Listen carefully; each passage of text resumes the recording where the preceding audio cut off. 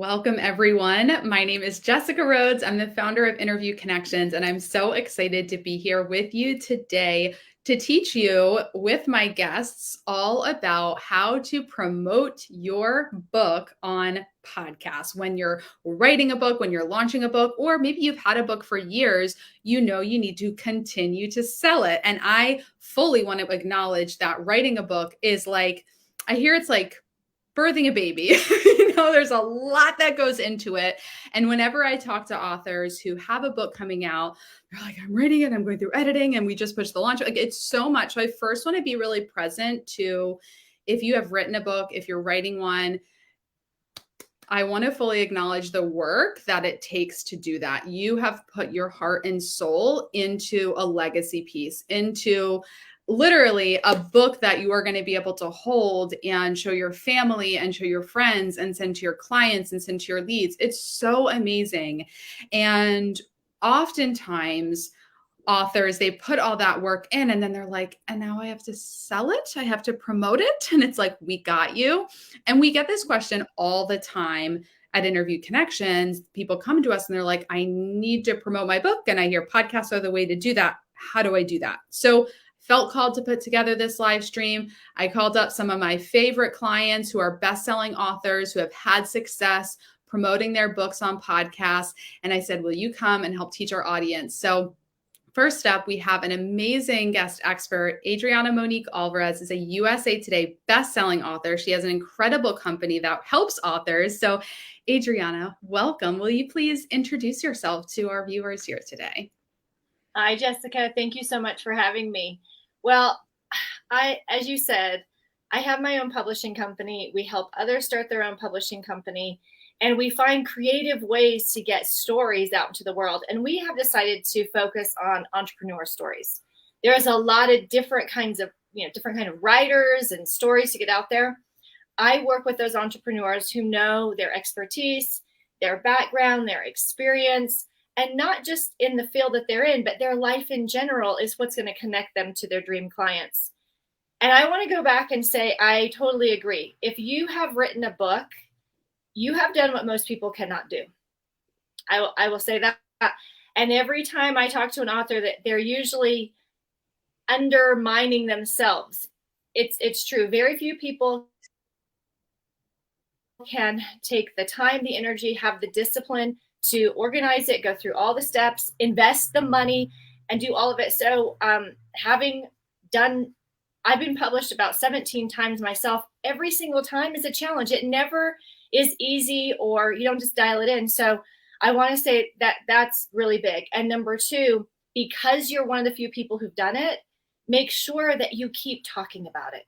Yeah, it's so important. I was just telling Jessica, so I released one of my books, How to Start a Six-Figure Publishing Company. It's been out for over a year.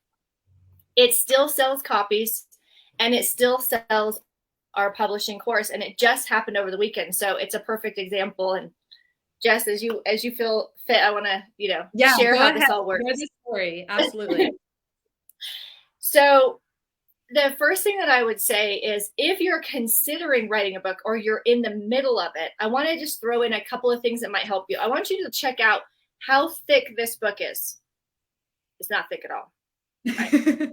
It's very, very simple. It's short and sweet to the point. What is this, 113 pages? You don't have to come out with this mammoth literary work of art in order to grow your business, to establish yourself as the authority and get people to move along whatever track you want them to move along. Actually, what I have found, I call these purse books. These are perfect to read on a plane, or when you're waiting for your kids at practice, and people can really connect with you in a short amount of time. So I want you, don't get caught up in your head like, oh, it needs to be 60,000 words. We get stuck on these little things that don't mean anything. So let it be short. And I highly recommend you allow your reader to get to know you as a person. I share some personal things in this, as well as what I promised in the title. So I teach them exactly how to do it. I include testimonials. And what this book does is basically it becomes your sales call, it becomes your webinar, it becomes your FAQ, all in one, right? So think about the different things that people are going to need to know, the questions that they're going to have, the doubts. Do I like this person? Do I want to connect with them? Do I want to basically partner up with them? And when you have done that, then you want to shout it from the rooftop. So one of the things that I did is when I'm on a podcast, I send people at the end to a website that not only has the link where they can buy my book, but it also has a link to a free 30-minute training I did on same exact thing, how to start a six-figure publishing company. So they can read the book, they can watch me, hear my face, see my face, hear my voice, right? And then both lead to the same thing. Buy the certification program, start your own publishing company. So my point is keep this as straight of a line as possible. The more we zig and zag and take people all over the place, the harder it is for them to follow. And be very clear. Like this is a bold claim right here. You got to have a bold claim. You really do. That really, really helps. And also, if you think about all of the things that you teach in your book or that you present in your book, what's probably the most unique aspect? I would tell a story about that aspect on the podcast. It's going to set you apart, right? So how does it actually work? Well, on Friday, I received a message from a lady. She said, I saw you on such and such podcast. I just went to download your book. I'm watching your webinar thing, your training. And then 2 days later, she bought the certification program. I never got on the call with her. I never did a sales call. I never did anything. She just clicked, paid in full, and it was done. That's how it can be when you have built into your books the things that people need to know about you. And you create that bridge so that it feels like they actually already know you. They don't need to speak with you. You've been in their head for 10 hours. Yes, that is such an amazing story. And I want to remind everyone, we are speaking here today to authors who are business owners, who are entrepreneurs, who are using their book as a way to further their business, to further nurture their audience, educate their followers, warm up their leads, educate their clients. This is so important. I mean, I've invited all of our clients here today because I want to continue teaching our clients. This isn't just for people who aren't yet working with us. So that's an important fact that I want to talk a little bit more about with you, Adriana, is not missing the overall goal. Because sometimes when I talk to authors who want to go on podcasts, they're like, well, I need to promote my book, so I just have to be on the biggest shows possible. And just because you have a book and your goal is to promote your book doesn't mean we bypass the strategy of going on small to medium-sized shows that have the highest percentage of your ideal client. Because what's the goal of your book? Well, to get more clients. Okay, let's focus on the end goal. So can you talk a little bit more about the types of shows that you use to sell your book and get clients? Jessica, it's so easy to get caught up in this. It's another one of the biggest pitfalls of online business is we think bigger is better. I want to be associated with the biggest names. I only want on big podcasts. I only want with the big shots, right? The truth of the matter is your ideal client might not be there.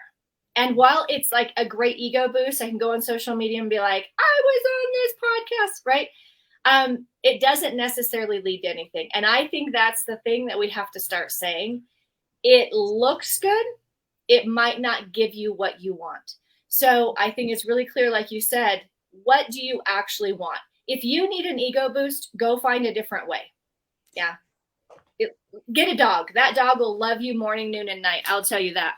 I have 4 of them. They boost my ego. Then I don't have to do vanity metrics on internet, right? So make sure that you're lined up. Who do I want as a client? What do they like? What do they listen to? Where do they spend their time? Here's the thing. My clients are a lot like me. Yeah. And so it's like, put yourself there. And then how many clients do you want? And that helps you just figure out all kinds of things. But I think the other thing is, Jessica, is we like to skip steps. If you haven't done 30 to 50, 100 podcasts at these small to medium, you're probably not ready for the big dogs. Yeah. So true. These bigger shows, I mean, it is a different ball game. And I think it's so important to acknowledge, the big dogs, and they could be different names depending on what your industry is. I was just, we had a consult call last week of someone who's like, how do I get, and she's naming all these big names. And it's like, those big names, those top dogs who have these huge audiences, they got where they are because they went on a ton of podcasts. And they'll never tell you that because they're not selling a course in how to get on podcasts. When they launched their book, they all went on 100 podcasts ranging from 20 listeners to 5,000. It's true. And I think that's what we can't forget.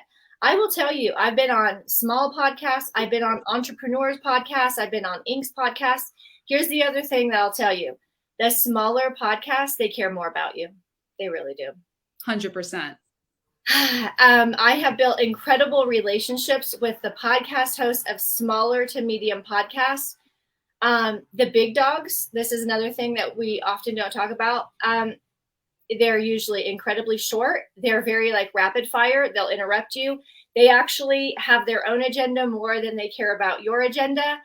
And you get off of them. And I mean, you almost feel like you just flew out of a tornado. It's like, what just happened?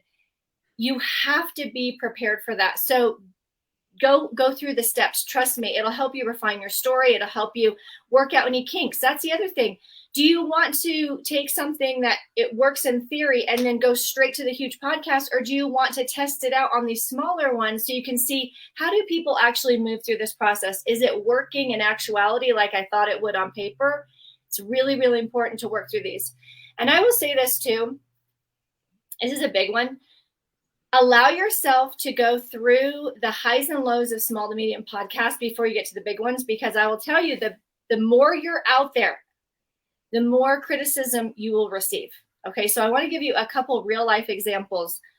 On my Amazon listing for this book, I've picked up a few trolls, right? And so there's a handful of people that will go leave, a 1-star review, and they'll say, she just wrote this book to get more business. Wow, you think? Of course that's why I wrote the book, right? That's how we do it in business. Alert, I'm a business owner. Oh my goodness, right? Sorry to hurt your feelings, Bob, but yes, that's the point. And so if you don't work through the haters and work through criticism or different people's point of view, and you just figure out like you just got to keep flying and keep soaring. I had a book coach buy my book and do an online review and just rip it to pieces, right? Oh, she told about her personal life. She taught how to do it. And then she shared a bunch of testimonials and linked to a thing to buy. How tacky is that, right? Same thing. This is not War and Peace. Like this is not a literary work of art. This is it's a tool for our business, right? Mm-hmm. If you need everyone to love you and you still deal with like being misunderstood, you deal with, I don't want them to think I'm this or that. Work out these things in the small, like put your work out. And then talk about it at this level and then work your way up, because you have to figure out who you are in the process. And this is what we cannot bypass. Yeah. Can you talk about how to promote your book on podcasts? Again, there's a pitfall, I haven't said it yet. There's a pitfall with a lot of authors where they're like, I got to promote my book. I'm on a podcast. And then every answer, they're like, well, in my book, I talk about this. In my book, I talk about this. And you don't want to do that. Like, you don't want to be so desperate to sell your book that that's all you talk about, because that is just, it is people don't like that, but you do have to talk about it a little bit. So talk about how to balance how much you're talking about your book and also focusing on the value that the listeners need. That's such a good question. So here's the way I see it. I don't have to reference my book, right? If I captivate their hearts and I create aha moments and I bond with the listener, at the end, when they say you can pick up her book at such and such, or it's in the show notes, they're going to do that. Yeah. However, if I'm just so focused on my agenda, buy my book, sell my book, my book, then it just makes it hard to create the connection. So what I would say is use the interviews to create the connection. Then they'll go buy the book and let the book sell them on the next step of the process. Yes, I love that. And I love that you brought up connection, because one thing that, we all learn doing like mindset work and energy work is when you are focused on yourself, you are not focused on connection. No.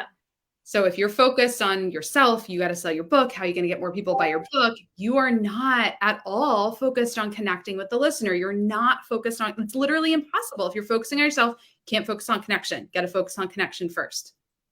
It's true. And I like to tell people this, when you're on a podcast, if all of your thoughts and energy is about what you want out of this, people know it, whether you say it or not. Right. And also I find that the more I'm like, I've got to sell a book and I've got to get a client, that means I'm completely in this moment believing I'm in lack. There's not enough. I've got to do better, right? Somehow it's like, I've got to push this needle. However, when you come to a conversation, you're like, oh my goodness, let's just see where this goes and have a great time together and make sure that that person like never forgets what an amazing experience it was. All the rest of it lines up. So the place that we're in, you're right. It's the place we're in dictates our behavior, and our behavior creates the result. And we got to make sure that that's all actually what we want. Yeah, absolutely. So we have a question in the chat, Adriana. So someone asked, could you offer suggestions of finding podcasts? So of course you work with us, but can you talk a little bit about, your experience working with us to get booked on podcasts? And then if you just have any other tips on making sure people are on the right shows for them. Sure. So what I say is this, it all depends on if you have more time or money, what your strategy is. For me, I didn't need another job, so I hired Jessica and her team to book me on podcasts. It's a whole nother skill set. And I highly recommend that because they do the research on you. They have this whole directory of people that they're already connected to that they can just make that introduction for you. If you don't want to go that route or you're not quite there yet, what I would say is when you post on social media, make sure that I see people like, I want to be on podcasts. I'm looking to get on 5 podcasts this month, but they don't talk about who they are, what points they could talk about, the value that they could bring, what kind of podcast they want to be on. So I think that specificity really helps.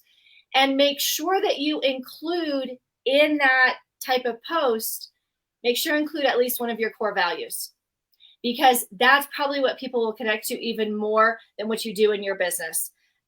When we travel full-time with our kids, I would talk about that. Now that we're homesteading, I talk about that. That helps people see you first as a human being. And this is really, really key. So use social media. You can post in groups. You can post on your own profile and literally post a picture. What do you want to talk about? Why are you passionate about it? Who are you as a person? And then give them a next step. Comment below, connect with me here, and it'll all start to happen. That's such a good tip, because getting those warm introductions is a great way to get on podcasts much easier than like cold emailing. So Adriana, can you talk a little bit about the launching and then promoting ongoing? Because, and I see it similarly when people launch a podcast, they put like all their energy into the launch and then they get so burnt out by the launch. The same thing happens when you're launching a course, when you're launching your service, they put all their energy into launching and then for weeks later, they're like so burnt out, they don't do anything, right? And so you want to keep that momentum going. So can you talk about launching a book and then tips for continuing to promote it? Because after the launch, I mean, you still need to get your book out there. It's so true. So we put a lot of emphasis on the launch, and it's fun and it's exciting, and you need a victory lap. You need to be able to go, I did it. Here's my, flag at the top of the mountain. So make sure you do. You have fun on your launch, but what most people don't do is even consider what comes next. So if you're even hearing this, you're ahead of everybody else. You've got to have a systematic plan going forward. So have the launch, give yourself a little rest, but then make sure there's a plan in place. Okay, so what is it? Once a month, are you doing this that leads to that leads to the other thing? Or are you going to, there's strategies like, for example, during my launch, I try to get as many 5-star reviews as I can. And then a month later, I can post those reviews and drip those out, right? And then maybe the next month, you're doing a class on a particular thing you taught in the book. So you can kind of go back and forth and weave it. The key is that it's exciting for you, right? So you could follow Bobby Joe's template, but if you hate it and it's not exciting for you, it's going to come across. So think about what's fun for you. Are you best on video? Do you like to get on Zoom and interact with other people? Do you like posting on social media? Do you want to go get interviewed? You can work that all in. When I launched this book, I asked certain clients and friends of mine to do side-by-side live interviews on Facebook. So I had those scheduled out. So they were being dripped out, right? I had my review strategy. I had my mastermind strategy, my masterclass strategy. So you just want to think about like your favorite things, work it in, make sure you're doing this for 6 to 12 months. That's what it takes. It really does. In fact, I have a call this week with a lady. She's going to help me take this book and the certification to the next level because I've worked out a lot of bugs. I know what works for me. And now I want to go beyond what I can personally sell and do to what a whole nother next tier of a plan looks like. But if you don't do these things consistently, and I can go to her and go, here's the data for the last 12, 14 months, then it's hard to even bring someone on board. And I know people love to outsource this stuff, but if you haven't done it yourself, and if you can't talk about your own book, don't think it's gonna be easy to get affiliates to talk about your book, right? Yes, this is so good. So just to recap a couple of top tips here, when you're actually on the podcast, don't be talking about your book every other sentence. Focus on connection. And you mentioned, Adriana, as you were sharing kind of what your sales funnel looks like with the training or the webinar, what specifically is your call to action? Is your call to action the book, or is it a webinar? Like, where does the book come into the funnel for you? That's a good question. So when I give a call to action at the end of a podcast, I send them to a page that has both, right? They can click here to buy the book or to watch the webinar, because what I found is different people like different things. Some people love video, some people want to read the book. So, and then there's also a place for them to leave their information there if they want to be notified about my next trading. So I think, like you said, think about your call to action on the podcast. Where does that take them? And you can play with that too. Play with it, experiment with it. If it's not giving you what you want, switch it up. You know, it's just all a big experiment, and just stay in this place of let's see what works. Let's keep trying. Yeah. Oh, and one more question, because this comes up all the time. A lot of times authors come to us like a month before their book is being released and they need to get on 30 podcasts, 50 podcasts, whatever it is. From your experience being booked and scheduled on podcasts, when do authors need to start getting booked on podcasts to support their launch? I actually felt a little nauseous when you were describing that. Oh my goodness. The longer the better, right? You should actually probably start this conversation with Jessica when you're writing your book. The thought of doing 30 podcasts the month before the launch, I say this all the time to people. If you've never been on 5 to 10 podcasts a week for 4 consecutive weeks, you probably don't want to do it before your launch, especially if you've never launched a book before and if you're doing it yourself. That's a recipe for disaster. You're going to crash and burn. I guarantee it. Yeah, I could not agree more. So come to me, come to Interview Connections, book your consult like a year before when you're writing the book, because I have always found that podcast hosts are really accommodating. If you want your show to be released at a specific time period, you go on, you provide a ton of value, and you just say, hey, would you be able to release this in this time period? I've got a book coming out. Have you found the same? Have hosts been pretty accommodating if you do want to release it around a specific time? I think Adriana's frozen. Well, that's true. They will be accommodating, and Adriana will be back as soon as the internet clears up. But yes, definitely start the conversation with us when you're writing the book. Okay, Adriana, you back? I'm back. I don't know where I went, but I was like, yo, she agrees with me. Let's just keep talking. 100%. Have you found hosts to be pretty accommodating? I don't know if you've been in this situation where you do want them to release at a specific time, or. You know, I haven't really done that route, but I would say that it comes back to your connection, right? If you make a good connection with the host and you have a good dialogue, then you have a better chance of getting whatever it is that you want. If you're just focused on getting what you want, then it's probably not going to work out that well. Yeah. Yeah. And then just one more thing I want to talk about is, and this is, you're working with us, so we can handle this, but I'll have you comment on it because I know you were getting booked on podcasts before you hired Interview Connections is, sometimes authors want to put so much about their book in the pitch.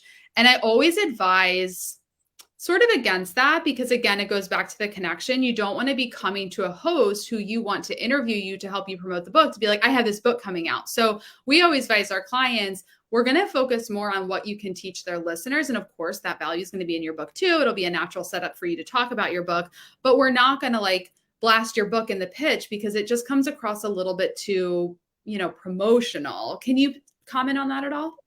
Yeah, it just feels like, hey, I have a book, I have an agenda, I have a wonderful plan for your podcast. The thing is it's so important to put yourself in their shoes. They get that type of email all day, every day. Hi, I'm Becky. This is what you can do for me. This is what I want from you. Right? Becky.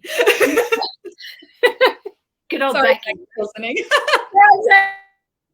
There's always a Becky. I'm like, sorry.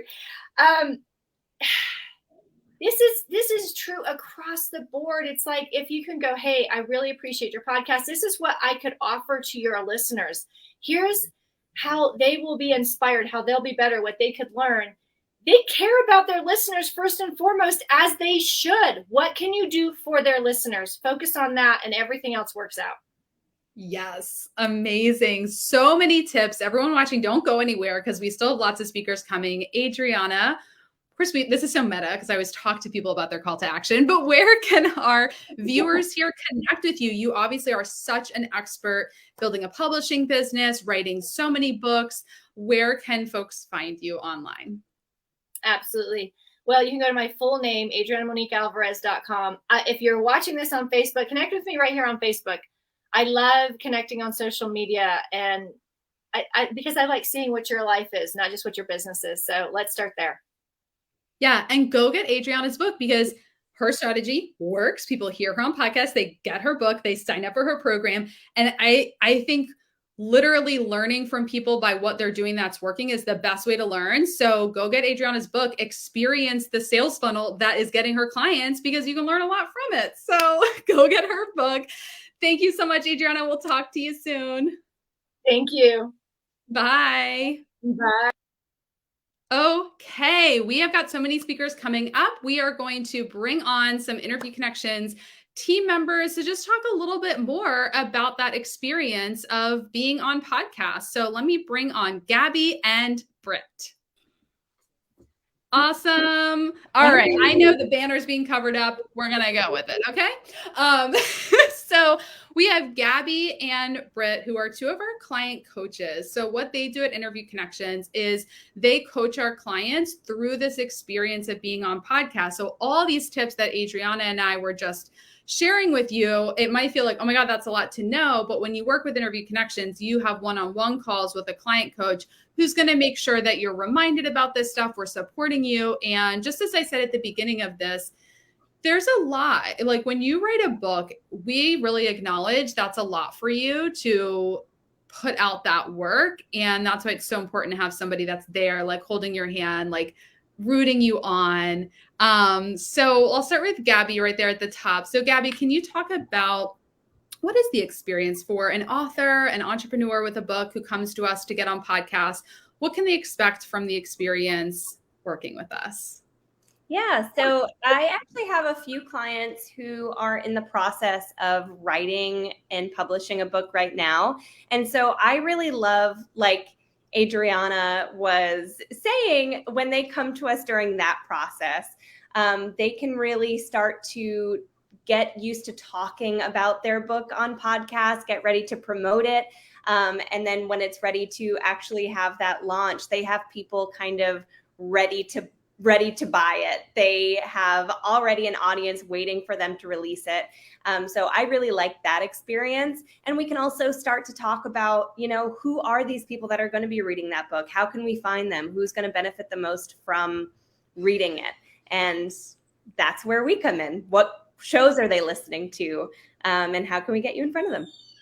Yeah. Britt, what can you share about the experience? You've been coaching clients for a long time. What comes up for our author clients? Yeah, so I agree with everything Gabby just said. I also think it's important to really think about these amazing host relationships that you're making along the way.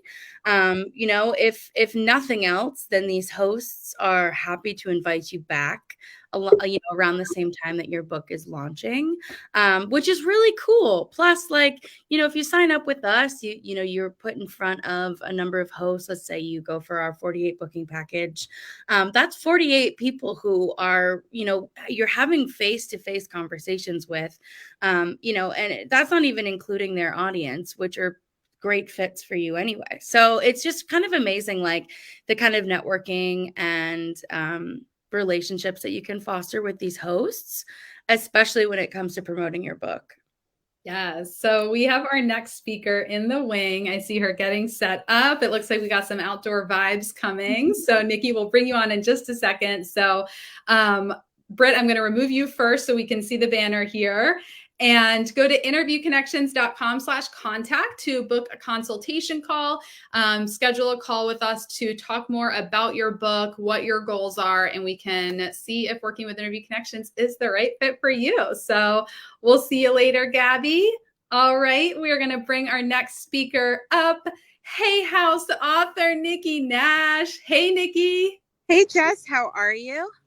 I am good. I'm so glad you're outside. So we had a networking call last week because we have networking calls every month for our clients at Interview Connections. And since I was working remotely at the beach, I said, everyone be outside. And everyone was like, Jess, it's 95 degrees out. I'm not going outside. So I'm so happy you're outside.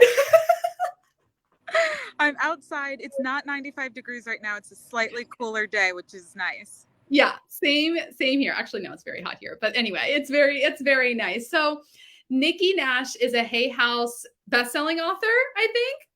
Yeah, we're going to go with that. I know it's a Hay House author. So talk to us about your book, just kind of give us a story about your book, launching it, and we'll go into some top tips. Absolutely. So my book is called Market Your Genius, and it came out in August 24th of last year. And I remember when I was working on my book proposal, and I mapped out, I'm going to speak on all these stages. That's how I'm selling books. I'm going to attend conference after conference after conference. And I got the book deal in 2019, and then 2020 happened. And I'm like, cool, new plan, need a new plan. And I had the pleasure of interviewing both Jess and Margie on my podcast separately.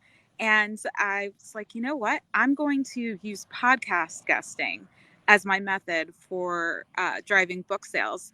And that's a huge, huge part of my book launch. It was primarily podcast guesting. Yes. And we have a question in the comments because you are a podcast host yourself. Bruce wants to know how large is a typical podcast audience?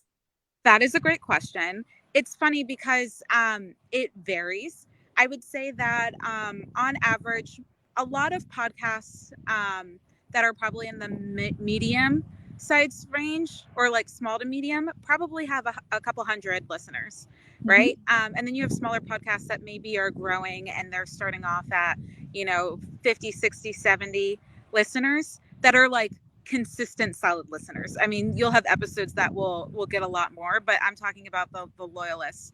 And so anywhere from like 60 to like a couple of thousand, it ranges. But I like to use, I'm going to steal an analogy from Jess because this is what, how I look at it as well, is I look at it as, oh my goodness, what if I was in the room speaking to a really concentrated group of people? And for me, if I had a solid audience for 30 minutes, 45 minutes, sometimes almost an hour, where they were listening to me share my story, my tips, my insights, and I had them, and then the invitation afterwards was to buy my book, would that be worth it? And I looked at a lot of my speaking goals, and I was planning before the pandemic to speak on stages that maybe had, anywhere from 20 to a few hundred people. So I look at podcasting the same. You may have somewhere it's a bit smaller and you'll have 20, 30 dedicated listeners. And then you may have others that have, thousands of listeners as well. Yeah, I totally agree. And I love that analogy and just that visualization because yeah, if you're booked to speak at a conference or you're booked to speak at a retreat, something like that, you're going to have a room. Maybe they have 20 people in the room, maybe 50 or 100. And those are all really targeted listeners. Those are targeted people that are watching you speak. And it's the same thing on a podcast. So great question, Bruce. We get that question all the time. So definitely a good one to cover. And it's important too, because when you're going on podcasts to promote your book, we just talked about this with Adriana. Sometimes as authors, you're like, okay, I need to sell a lot of copies of my book. So I have to go to these really big podcasts. I have to try to get on the biggest shows.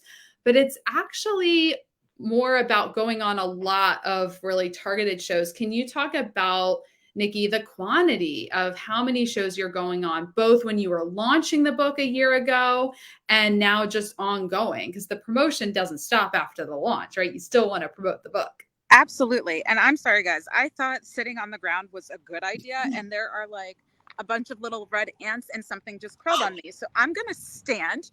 Now we're still going to be in nature. It's the beauty of nature. But when I started, in the first year, so from August of last year, August 24th, or actually I started way before the book came out. So last year, in total, I was on almost 100 podcasts because I am an overachieving crazy person that was like, let's just see how many I can get on. So I did about 50 with Interview Connections. And then I luckily had spoken at a number of conferences before the pandemic and was invited to speak by folks who were at those conferences on a number of other shows. So I did probably somewhere between, we'll say 85 and 100 podcasts last year. Now I'm on more of a, like, let's do like 25, 30 this year. Because I also have my own podcasts as well. And one of the things that I will say about podcasts, while number and frequency is great, I think a number of things are important. One is consistency. So continuously being on those podcasts. So I heavied up around my book launch, but I had a number of episodes released before the book came out and after the book came out, so that it's a constant conversation that I'm having with folks. And the other thing that's beautiful about podcasts is that they last. So even if, unlike speaking on a stage in a room, if you have 20 people in a room, you have 20 people in a room. And unless they record it and plan on putting it in front of a ton of other people, it's that one opportunity. But with podcasts, a lot of people will scroll through a show, look for episodes that seem right up their alley, and will listen to episodes that came out like a year, 2, 3, 4 years ago. And I do the same as a podcast listener. When I'm looking for something specific, I will listen to older episodes. Yes. Nikki, we have a question I was just going to ask a similar question. Siobhan said, would you suggest getting on as many shows as possible? And can you tell me the timeline as to before you finish the book, would you start going on podcasts, please? So I think what she means is like, and I was just going to ask, some authors come to me and they're like, well, I don't want podcasts to go live before my book launches. Like they want to really control the timeline. But I mean, personally, I always see the benefit, especially as a business owner, like you can go on shows before because sometimes the host will have you back a second time to like specifically promote the book. So just talk a little bit about timeline before the book launches, the launch, and then, ongoing. Yeah, I'm a big fan of being on podcasts before the book comes out for a couple of reasons. One, if you're in pre-sales mode, then you can get pre-sales for your book.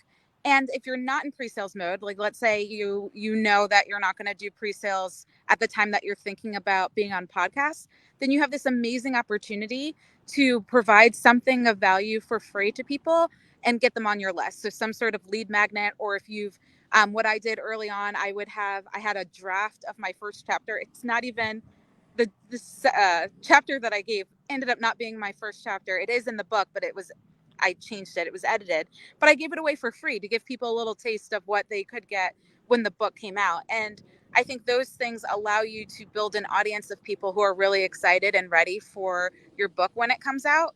And so I say, why not now? I also am a business owner. So I had a business before, and I still have a business, but either way for me, podcast guesting was valuable because while my intention and focus was on book, at the end of the day, the book is a lead way for me for for my business. So both of those things were important.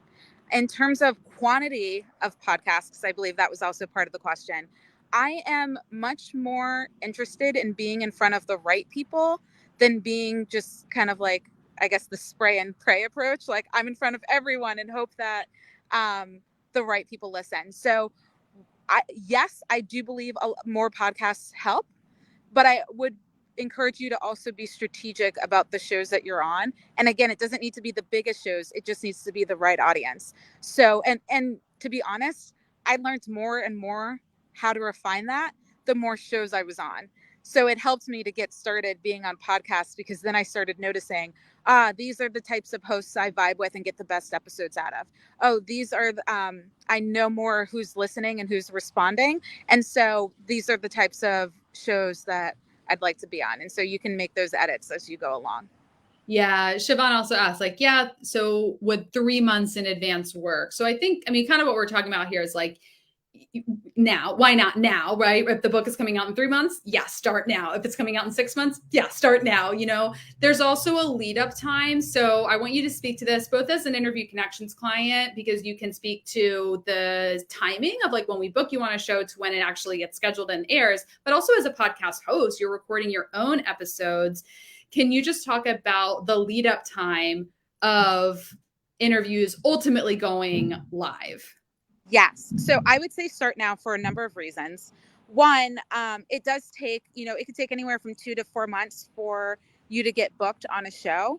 And the booking, what's different about speaking on stages is the booking is the recording of the episode, and the air date is different. So what I did is, I started with Interview Connections. It was December of last year.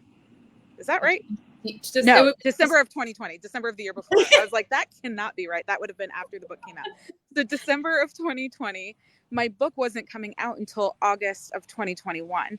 And what I did was I got booked on shows. When I asked some hosts to hold the episode till my book came out. Some actually offered it to me. Others, and it was really only if I felt like, oh, this is a great episode, great audience, like I vibed with the host, let me ask. But you can do that as well. And so I've had some episodes that release like 2-3 weeks after. I did a podcast episode. I just got an email that my episode's coming out tomorrow, and we recorded it. It must have been April or May. Wow. So it could be a gap. And for my podcast, to give you guys an example, I'm actually almost fully recorded for 2022. Like I book really far in advance, because I love interviewing people, but I don't want to be interviewing people and guesting all year long. So you don't know how long it's going to take. Each show is a little bit different, but it could be a week to 6 to 8 months before your episode releases. So that's why I would start now. Yeah, totally. You can't control it. Every podcast host is going to manage their schedule and their recordings and their releases a little bit different. So rather than be like, oh, I'm going to start right before my launch and hope that everyone is just like the type of host that records and then releases it the next week. So, okay, great. I'm so glad that you asked that question, Siobhan. Yeah. Any other questions? We are talking about promoting your book on podcasts. So any other questions about that, put it in the chat, in the comments. Let's see, Nikki, any other tips that you can offer our audience here about promoting your book on podcasts? Yes. So one of the things I wanted to share something with folks, like I did a lot of research on book sales before my book came out. Now, very specifically, I'm a nonfiction author, just like to clarify. So I wrote a marketing book for entrepreneurs. And I was reading a lot of studies that the average nonfiction book sells maybe 200 copies in the first year or something like that. And I looked at other companies who were like, what would be really good is if you sell 1,000 copies in your first year, like that's gold, right? I had a goal for myself that I would sell 2,000 copies in my first year. And that was like just a conservative goal. Okay. I haven't hit my first year yet. My first year will be August 24th of this year. So I'm about a month away, but I sold almost 3,000 in my first 3 months. And I found that out from my book publisher. And literally my entire strategy was podcast guesting. So that's just to give you guys an idea of like the power of guesting. It's like really, and again, I didn't make it about my book. I showed up to say, I know who your audience is. I'm going to add a ton of value. I'm going to be there supporting you guys.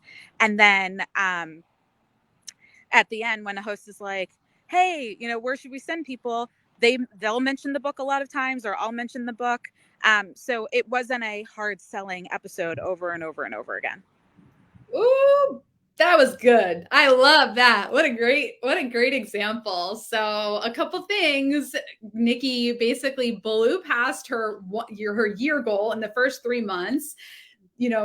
Mark asked, this is Nikki Nash, Hay House author, who crushed her 1-year goal in 3 months through podcast guesting. She started working with Interview Connections like over a year before her book came out. So success leaves clues. Don't wait till a month before your book launches. We just lost Nikki. That's okay. We're going to keep rolling with it.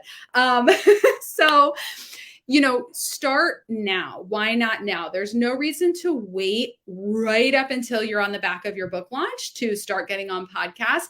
Start well in advance. A lot of hosts are going to literally offer to you, hey, do you want me to hold this and release your book or release your podcast when the book is launching? But even going on shows well before your book launches, it helps the brand awareness for your business. So you're still going to get visibility for your business, which is probably the goal of the book in the first place. Hey, Nikki's back. This is showbiz. Sorry about that. I was just kind of summarizing your tips on promoting your.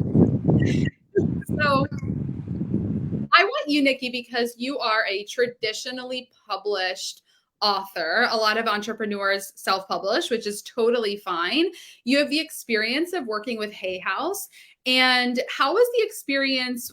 And I mean, obviously you're not going to throw anyone under the bus, but like you worked with us to get booked on podcasts. Cause like, I'm sure publishing companies also support your marketing efforts, but a lot of authors are like, they also need to invest in getting out there on their own. So can you just talk a little bit about that? Yeah. So what a lot of people don't know about book publishing companies is that like a book publishing company's primary job is to get you in distribution channels, like to get you in bookstores. So they get me in Barnes and Noble, I can get myself on like anybody, not anybody, but like you can get yourself on Amazon, but like certain local stores to get me so that my book is in, India, Australia, New Zealand, the UK, Canada, it's all over the place. So their primary goal and job is distribution. And they really lean on the author to be able to sell the book.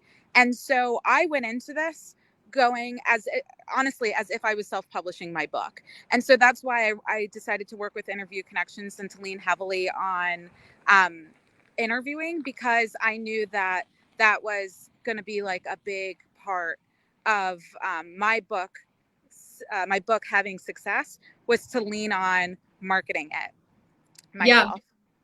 Yeah. Thank you so much for explaining that, because, self-publishing, working with a traditional publisher, sometimes people just don't know what they don't know. And sometimes a publishing company will have a marketing team and they'll help you a little bit, but just like, and sometimes they'll have, a couple big name podcasts, like we're going to get you on these shows, but they're not a podcast booking agency. Like they don't have the database and the resources to be booking you on 100 podcasts or 30 or whatever your goal is.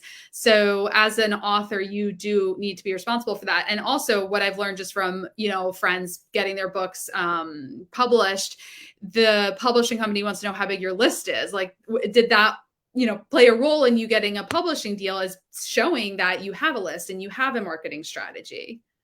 Yeah, absolutely. And that's a big part of the book proposal. They essentially want to know that you have a book idea that's sellable and that you can sell the book. And I'm not going to say that my publisher didn't do anything for me. I love Hay House. Like I've been, for anybody who follows them on social media, I've done a number of lives for them and get email blasts to their audience, which 100% helps.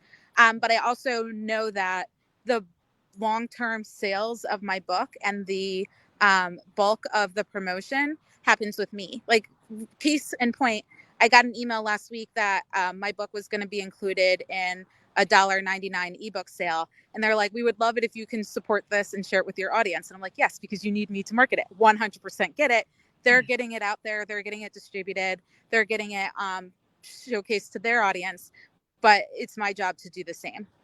Yes, it's all about like taking personal responsibility for the success of your book, and nobody's going to be able to talk about your book and talk about what you write about better than you. So like literally going on podcasts and talking about your expertise, sharing stories that are in the, we gotta look at that. Just bought it. There we go. Selling books. Thank you, Mark. Thank you, Mark. Yes. So talk about your book. Go on podcasts. Nikki, are there any final words of wisdom? We want to get you away from those fire ants out there, back into some air conditioning. Any other final words of wisdom for business owners who have a book coming out, or business owners that they launched a book a year ago and they're like, I got to get back on promoting my book?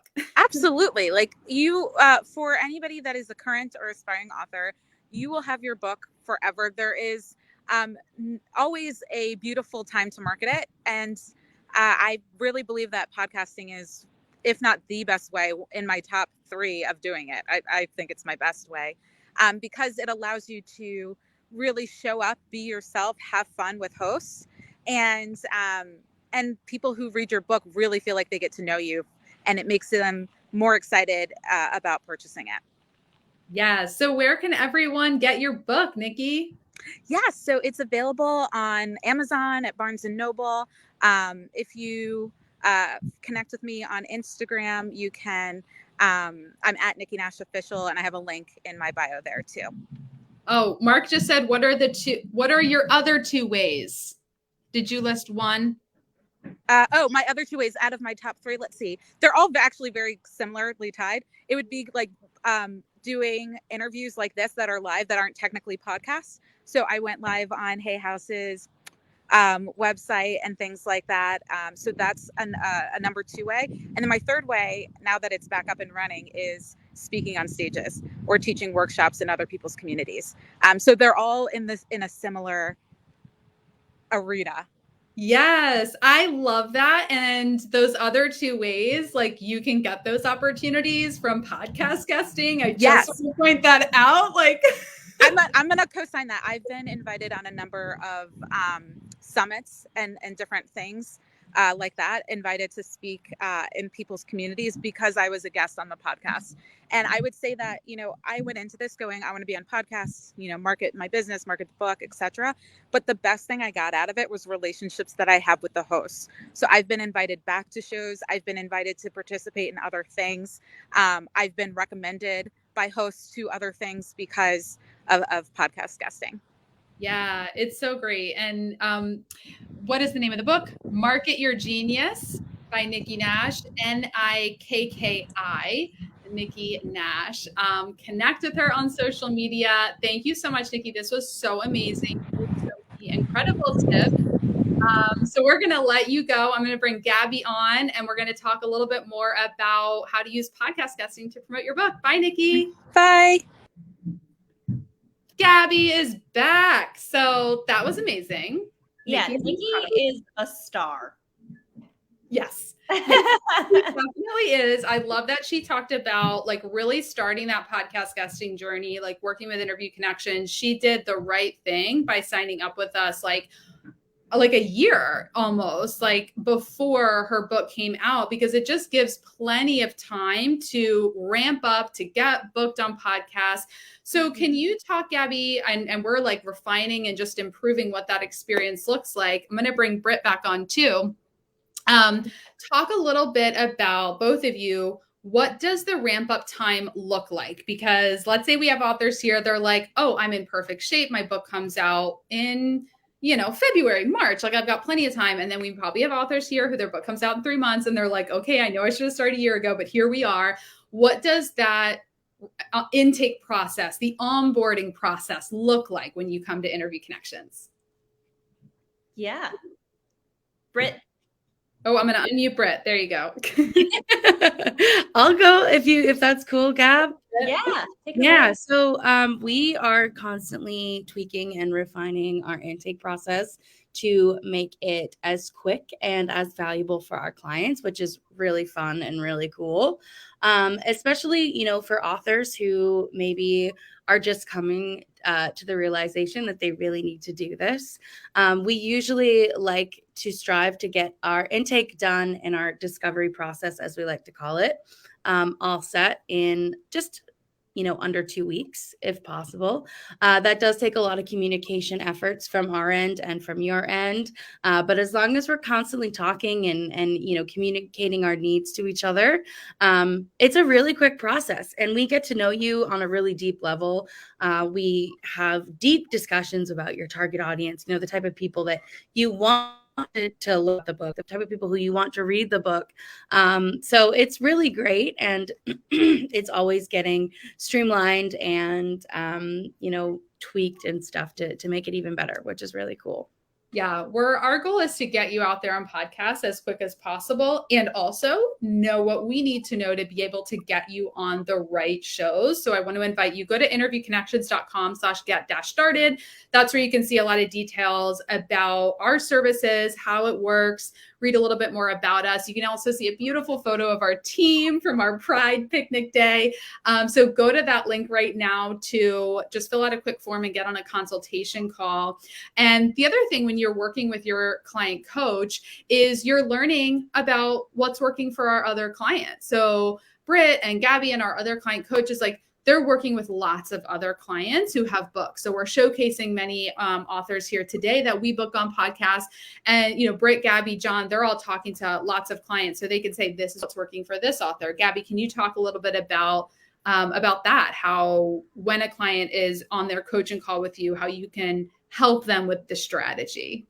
Yeah. So actually one of our clients does this really well, who I think may be listening because I saw her leave a comment, but Winnie Wang has a book called Honoring Darkness that when she asked me for a podcast audit, an interview audit, so she wanted feedback from me about her interview, I bought her book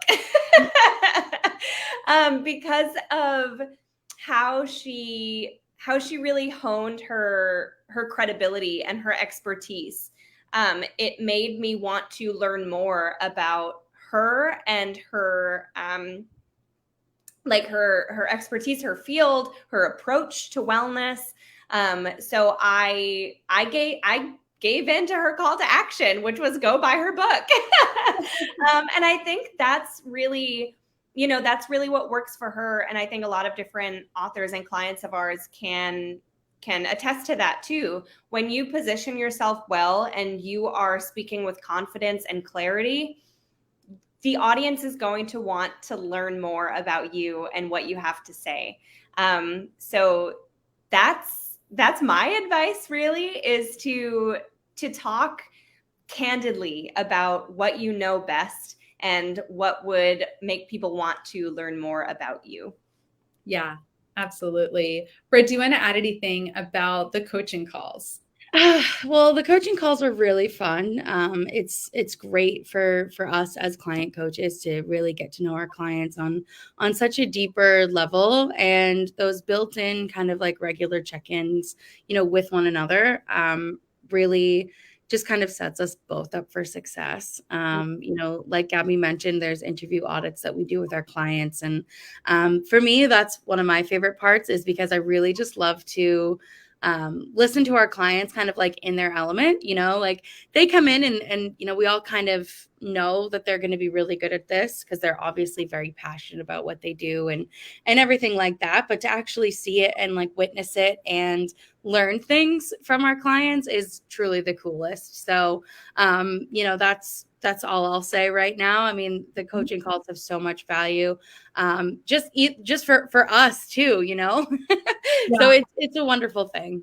Yeah. And we have a great question. Siobhan is asking, how do we practice speaking ADHD, please? And I want to point out that going on podcasts is the best way to practice speaking, because every interview you do is a different conversation with a different host. And I was actually talking with an entrepreneur who also has ADHD, and she said, it's hard to, like, when you are neurodivergent, it's hard to be consistent with booking yourself on podcasts. So when you work with Interview Connections, like, you're guaranteed to have consistent introductions to podcast hosts who are ready to interview you.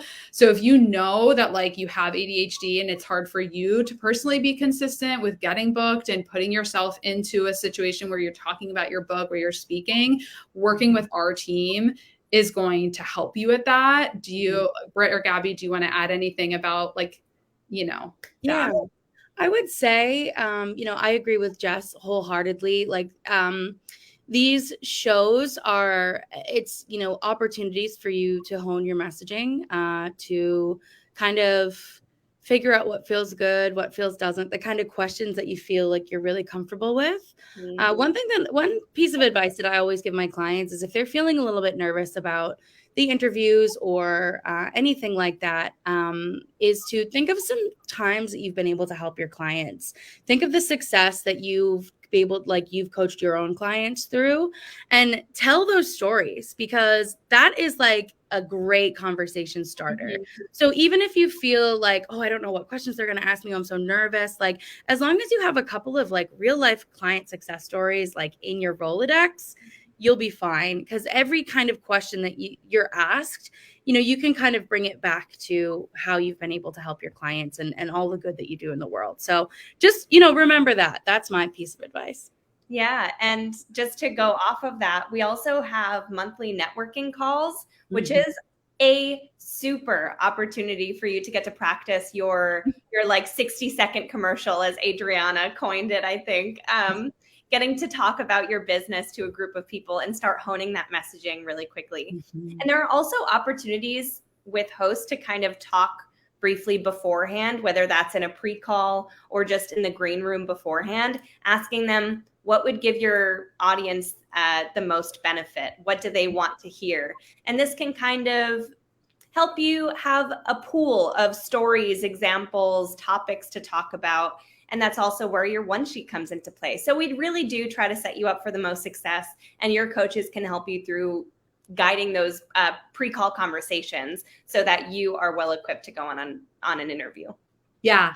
So I want to go over again, just kind of the bullet points of what you get with Interview Connection. So we book you on podcasts. So number one, we are introducing you to podcast hosts who have said yes to interviewing you. All you have to do is schedule the interview. And we've got a couple different packages depending on how many interviews you want to get booked. So just to talk about what type of packages, schedule a consultation call with our team. You also get a client coach who is going to be meeting with you every month. And again, Siobhan, I appreciate your question, mentioning ADHD, because you want to have that system. Like, if you're not personally able to like be consistent and like hold yourself accountable to like working on your call to action, all that, that's why you have a client coach, and they're going to reach out to you. They're going to get, like, I know Britt has many calls, like they're just every single month, they're already pre-scheduled in with clients. So you don't have to remember, oh, I need to schedule with Britt. Like, our team is on top of it.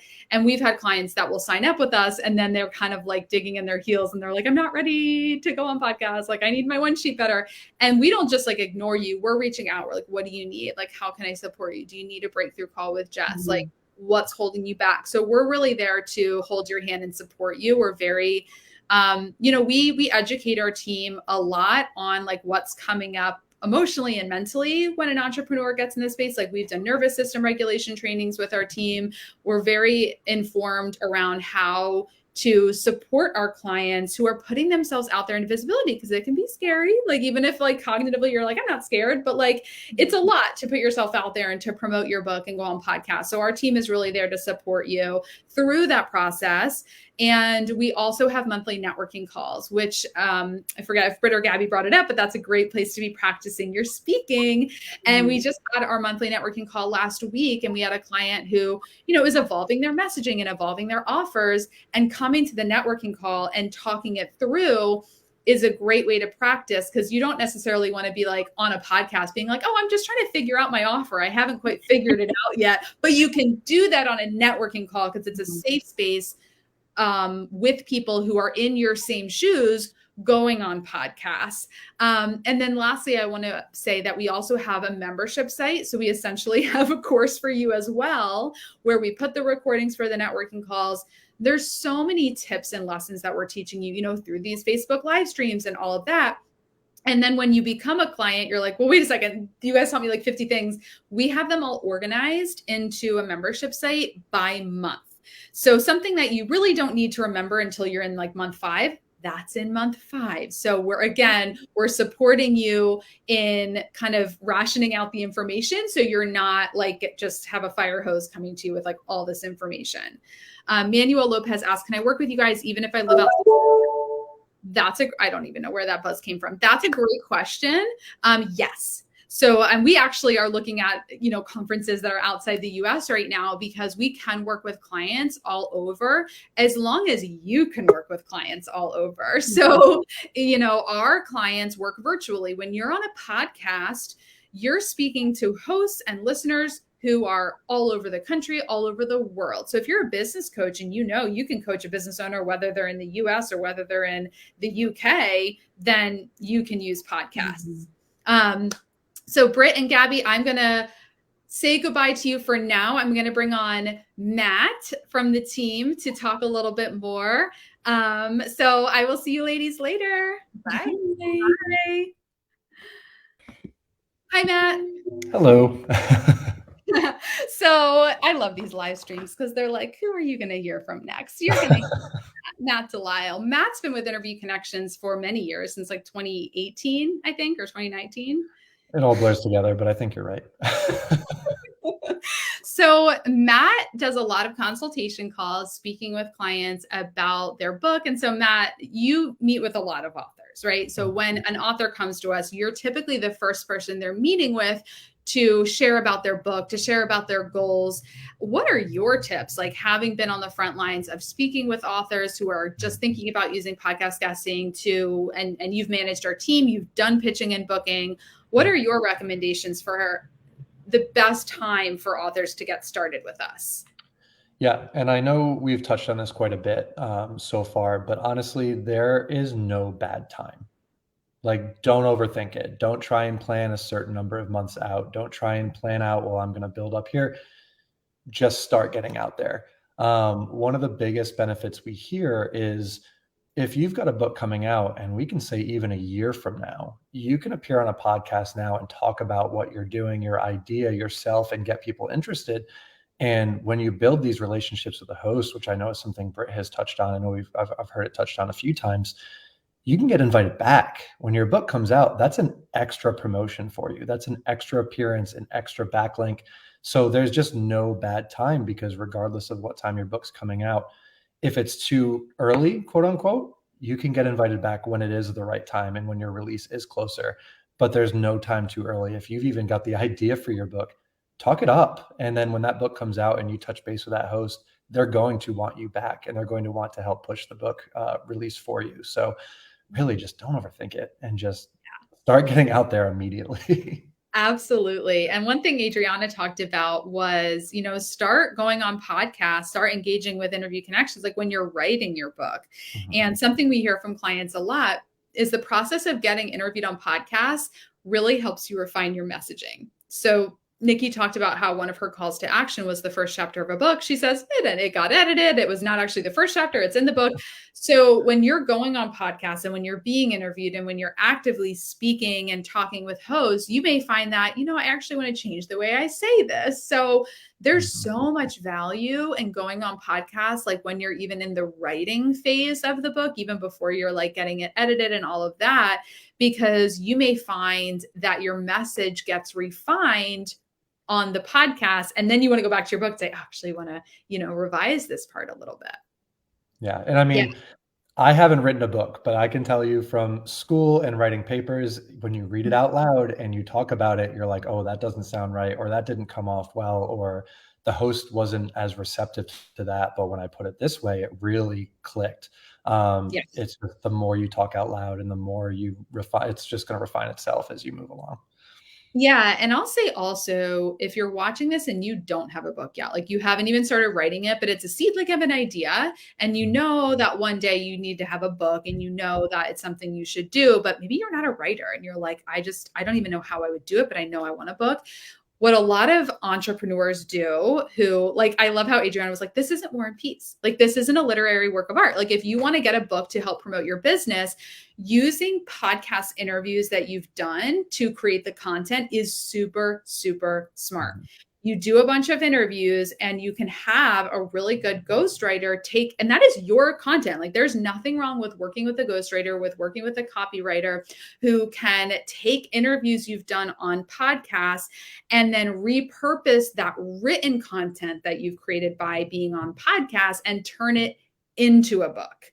So there are so many ways that you can use podcast guesting, not just to promote the book you've already created or that you're actively writing, but use podcast guesting to write a book. Like, it's okay. I'm going to just point out the elephant in the room. You can use podcast guesting to write a book. I mean, we've seen hosts that, every episode that they do is basically a short story, and they've taken the seasons of their shows and made each episode a chapter in the book. It's content, it's storytelling, it's wisdom. There's no reason not to repurpose that content. Yeah. And what's really popular right now, and this is what, Adriana does, and our client Giatsna is doing this too, like collaboration books. That's a great way to become an author because you can, contribute a chapter or two.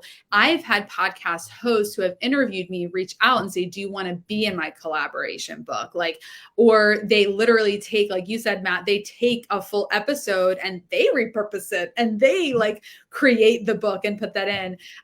Cami, I love this, says, I've used clips of my interviews on other shows for marketing on my website. Yes, and this is what we're talking about. You can be repurposing the content that is created for you when you're on podcasts in so many different ways in your business. So you want to think more broadly, not just, I'm going to go on podcasts to promote my book, but I'm going to go on podcasts. And then there's this like myriad of ways you can use those interviews to be promoting your business, growing your visibility, increasing your brand awareness, getting more clients. So Matt, let's talk a little bit about timing. People may be watching this replay whenever, but right now it's the middle of summer. It's July. And I want to talk a little bit about timing just overall for podcast guesting. When should people get started as a podcast guest, the ramp up time, the holidays and all of that? Do you want to talk a little bit about timing? And spoiler alert, why not now? But if somebody came to you today and was like, when should I start this? Like, what would you say? Yeah, it is. You've spoiled the answer for everyone now. But honestly, with this time of year too, summer is pretty quiet. And it's a really good opportunity to start ramping up because once that Labor Day hits, recordings really start ramping into gear. So like second week of September, things really blow up and they're getting a lot of the recordings done. A lot of shows seasons fall in line with, that September to November kind of time frame. But it's a good chance to build up and get things on the calendar for that time. And granted, some shows are recording right now. There are shows that we're connecting our clients with, and they are recording, in July and August, this week even. But just in kind of a standard, what we see and what's more common. Yeah. But then you've got that September to, I'm saying November intentionally for a reason. Thanksgiving comes around and the other holidays start coming around and things start to die down a little bit. And same deal, recordings are still happening before things really blow up again in the new year when everything's behind us. The year is behind us. The holidays are behind us. The vacations, the family time, everything like that is behind us. And you've got a full sprint ahead to start the following year. So summer is such a good way to start because you've got that window of just perfect timing coming up in less than 2 months. So that's the recording time right there. Yeah, absolutely. There truly is no better time than right now to get started because when you are planning to use podcast guesting, like you need to start now for the impact you want to have on your business in the next quarter, in the next 6 months, in the next year. So Matt, thank you for coming on. We've got our next speaker in the wings. I'll talk to you soon. Bye. All right, we have Dr. Alexandra Stockwell. Welcome. You look amazing. Thank you so much for being here. Oh, thank you. I just got in late last night from a baseball tournament with my family. My 10-year-old played in Reno. And so I'm realizing normally if I were going to be interviewed, I would have done a bunch of talking before my day started. But this is my fresh out of bed voice. I love it. It's like a sexy, raspy voice, which is perfect because Alexandra's a relationship coach. So that was not like a weird comment. Not at all. Not at all. I aim for that sometimes. Yes. So I am so excited for you to be here. So you are a best-selling author. I would love for you to introduce yourself and your book. So just tell everyone a little bit about yourself. Okay, great. And I can't imagine that you knew enough information to curate all of the different speakers today, but I represent just an approach that's basically 180 degrees from Nikki's. So I'm happy to share that. Yeah, so I am a physician and an intimate marriage expert. I'm basically a relationship and intimacy coach, but I specifically serve couples who are in long-lasting committed relationships. And so I call myself an intimate marriage expert to really enhance that, because so many relationship coaches are really focused on dating or early in the relationship. And so it's important to me that I distinguish that, both for anyone who's choosing to have me as a guest on their podcast, and also so that the audience knows I'm really coming from the trenches of how passionate, how delicious, how collaborative, how nourishing a long-lasting relationship can be. I myself have been married for 26 years. My husband and I have 4 children, very full professional lives.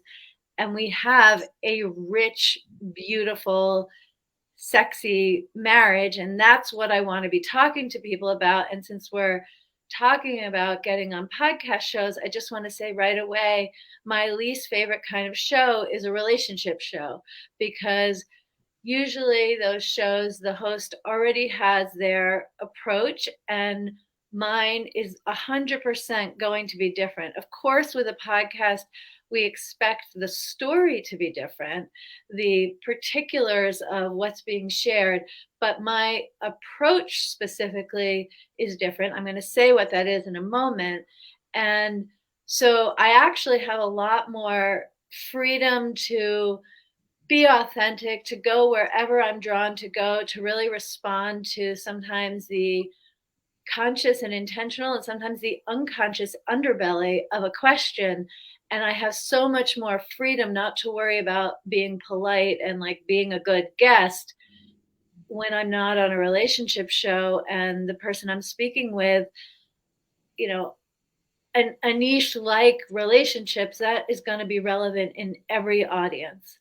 And so that to me is also, it's like, yes, it really matters what podcast I'm on, but that is a contrast with Nikki, who really wants to fine tune and target. And it does make it a little bit challenging to feel like, oh yes, this is the perfect podcast for me. But I know that even if it's not part of the podcast mission, in almost every audience, there are going to be people in long-term committed relationships who are going to recognize the relevance of what I'm saying. So I'll stop there for a moment before I say more about my actual content.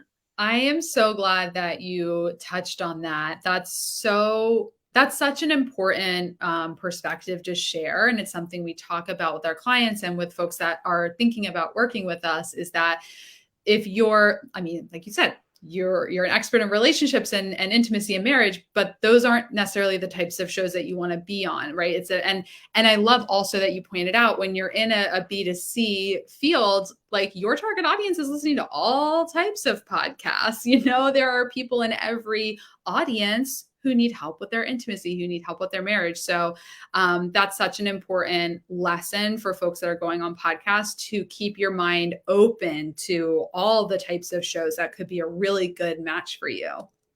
Yes, exactly. And then again, before I get more specific about how I do this, I really enjoyed listening to earlier speakers because I self-published my book in 2019. I love the experience of writing it. I have to say I was astonished at how actually easy it was to write because I've been doing the work that I've been doing for a long time, and I'm gonna oversimplify for sure, but basically each chapter is I had a question for myself, and then each chapter is just my answer to that question.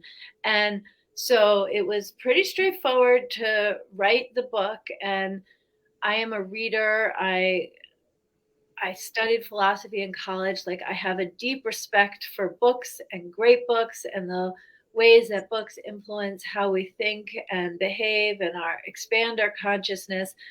And so for me, like, the really tender, vulnerable, empowering act was taking what's in my heart and my lived experience and all kinds of very traditional trainings and kind of far out trainings, and taking what I deeply know and articulating it so that anyone anywhere can just pick up the book and read it. So that what I mean to say is that was my focus. And I really did not have much attention on marketing, on distribution, on all of the important elements that have to do with getting the book not from my heart into a tangible, readable, or listenable way, because my book is also on Audible. But it's just a completely different step to, once this baby is birthed, introducing it to the world. And I knew that was the next step, but I really didn't have attention on it. I just trusted that it would come as it came. So my book was published in 2019, and I am well enough established that there was a lot of buzz just in my own audience, and I sold a bunch of copies. I didn't look up the data for how many. And I felt like I was on my way. And then naturally, book sales just kind of fizzled because I had already tapped into my existing audience. And with the pandemic, I wasn't talking. I mean, I had planned to be on stages and selling my books at the end of the event or giving them away, depending on the context. And none of that happened. And so I continued to talk about my book from time to time because it is a bestseller on Amazon, and because it's on Audible. Like, book sales just kind of marched along. But I really didn't start using podcasting as a way to share my books, to inspire people to go further with my content and read them until 2021. So basically 18 months after the book was published.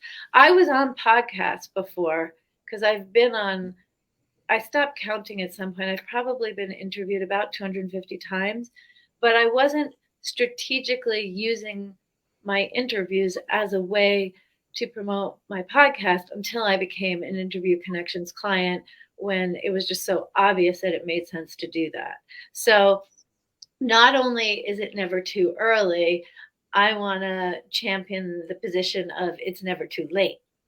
Yes, I love that. Yeah, and I'm so glad that you're talking about this, because I wanted to make sure this live stream really speaks to authors at all stages, whether you know you have a book coming up. And I love your tip on like sharing how you wrote your book, right? The questions, and you just came out of you, because for some people it's like a labor of getting the book written, and for other people it's like, no, it was really easy. It was like just flew out of me. And then yeah, it's never too late. That's so important, because so much attention goes into the launch, and when do I start, and how do I make sure all the interviews come out? But you have this work of love that you created. Don't stop promoting it just because it launched a year ago or 2 years ago. Right. And it doesn't stay in bestseller status forever, but I am forever a bestseller. And that identity is true. And my book continues to be relevant. And in fact, once I talk about my book on a podcast, then that also lasts forever. Last week, I got a message from a man who's been married, I don't remember exactly, let's just say 33 years or something, who heard a podcast that where I was interviewed, and it was released, I think, about a year, no, more than a year ago. It was released in May of 2021. And on my website in the contact form, I specifically require that people fill out how they heard of me. And so he heard Alexandra on, and then he named the podcast. And I know that podcast dropped in May of 2021. So that continues to be relevant. Yes, it's so true. People find podcasts long after they're released. So you have to have that vision and that, be in it for the long term. Can you talk about how you actually promote the book on podcasts? How much are you talking about it in the interviews? Is it your call to action? Like, where in this journey of people first learning about you to becoming your client do they get the book? Yeah, so there are two actually very different approaches that I use, and it's not, which one I use is not determined by me. It's determined by the podcast host and their interview style. So this was the one that I really didn't expect, and it's fantastic. And that is, it just happens that a lot of podcast hosts, one of the ways that they like to do their interviews is by preparing by, I don't know that they read every page of my book, but it is an incredible experience to get on a show and the person has read my book. They pull it out, with stickies on different pages. It's clear they've underlined something, and that's how they have chosen the questions that they want to ask me. And when that happens, it is like instantly having a chat with a girlfriend. I haven't had a male interviewer read my book in advance. Actually, once I did, but mostly it's women. It's women totally in my target niche. None of them are relationship experts. They mostly are either influencers, or they have a niche which is like side by side with mine, like it's related to relationships, but it isn't. And this one is fun, and usually I don't know it right when the conversation starts. They've gotten totally into my book because it's relevant in their own life personally. And that's not typically something, occasionally they'll share that while we're talking, but not with the kind of really why it's really relevant until the recording has ended. But in any case, the point is, whether it's for personal relevance or because it's a podcast host who's a reader, they know my book inside out. And then we cover kind of the skeleton of the book, and then we go deep and beyond what's in the book. I'm not really even talking about the book anymore. The book provides the context for a much deeper conversation that, of course, naturally inspires listeners to then want to buy the book in order to be able to appreciate what we've talked about. And when that is the case, I just need to show up and be me, because anyone who's read my book is so enthusiastic about it. They're actually promoting it for me. And as long as I don't say anything to mess that up, it's going to really work well. So that's one way that it happens. And I guess I'll add that I don't always know when that's going to be the case.